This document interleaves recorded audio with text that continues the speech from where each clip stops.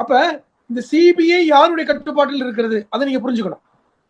CBI முழுக்க முழுக்க தனிப்பட்ட ஒரு அமைப்பாக இருந்தாலும் கூட பல்வேறு காலகட்டங்களில் அது ஒன்றிய அரசுடைய கட்டுப்பாட்டுக்குள் ஒன்றிய அரசுடைய அந்த அனுசரணை இருக்கிறது என்கிற குற்றச்சாட்டை பல்வேறு எதிர்கட்சி தலைவர்கள் பேசிட்டாங்க. அப்ப இந்த சிபிஐ உடைய அந்த விசாரணை எப்படி இருக்கும் நமக்கு தெரியாது.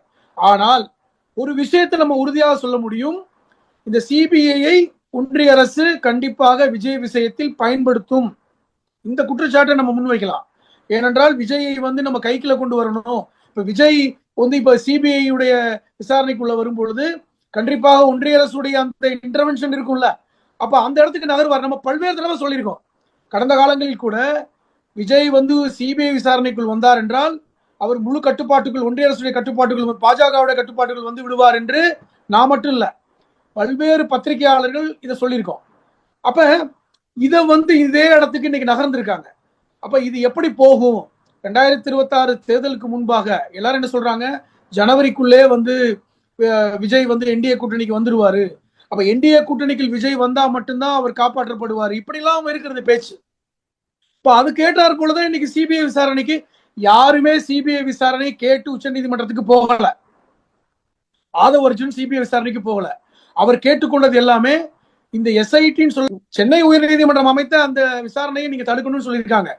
அதுதான். அப்ப இன்னைக்கு உச்ச நீதிமன்றம் என்ன சொல்லியிருக்கணும், இந்த எஸ்ஐடியை விசாரணையை நடத்தட்டும், அது எங்களுக்கு உச்ச நீதிமன்றத்துக்கு நேரடியாக எங்களுக்கு ரிப்போர்ட் பண்ணட்டும் கூட சொல்லியிருக்கலாம். அப்ப அவர்களுக்குமே இன்னைக்கு என்ன நம்பிக்கை இல்லைன்னா, இந்த நாங்கள் அமைத்திருக்கின்ற இந்த குழுவில் ஈவன் சிபிஐல கூட தமிழகத்தை சார்ந்த யாரும் இருக்கக்கூடாது அப்படின்னு சொல்லியிருக்காங்க. நான் அதை தான் பாக்குறேன். இந்த 3 பேர் கொண்ட அந்த குழுவிலும் தமிழகத்தை சார்ந்த நீதிபதிகள் இல்ல, சிபிஐ விசாரணையில் கூட தமிழகத்தை சார்ந்த அதிகாரிகள் இருக்கக்கூடாது என்றால், இப்ப தமிழகத்தை சார்ந்த அதிகாரிகள் விஜய்க்கு எதிராக பயணப்படுவாங்களா? அப்படி புரிஞ்சுக்கலாமா?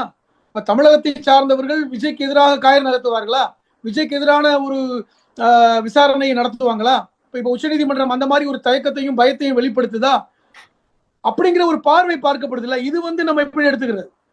அப்ப நீங்க சிபிஐ விசாரிச்சு சொல்லட்டும் அப்படின்னு நீங்க சொல்றீங்க. சிபிஐ தானே விசாரிச்சு சொல்லட்டும், உச்சநீதிமன்ற நீதிபதி அஜய் ரஸ்தோகி தலைமையில அந்த குழு அமைச்சு இருக்காங்க, அவங்க பார்த்து சொல்லட்டும் சொல்றீங்களே, அதே நீதிமன்றம் ஏன் தமிழகத்தை சார்ந்தவர்கள் அந்த குழுவில் இருக்கக்கூடாதுன்னு சொல்றாங்க? அது என்ன அச்சம்? அப்ப இது நம்ம ஒரு பார்க்க வேண்டிய ஒரு செய்தி. அதனாலதான் நம்ம அச்சப்படுறோம். சிபிஐ பிடிக்குள் விஜய் சிக்கி இருக்கிறார் என்கிற இடத்துக்கு நம்ம நகர்ந்திருக்கு.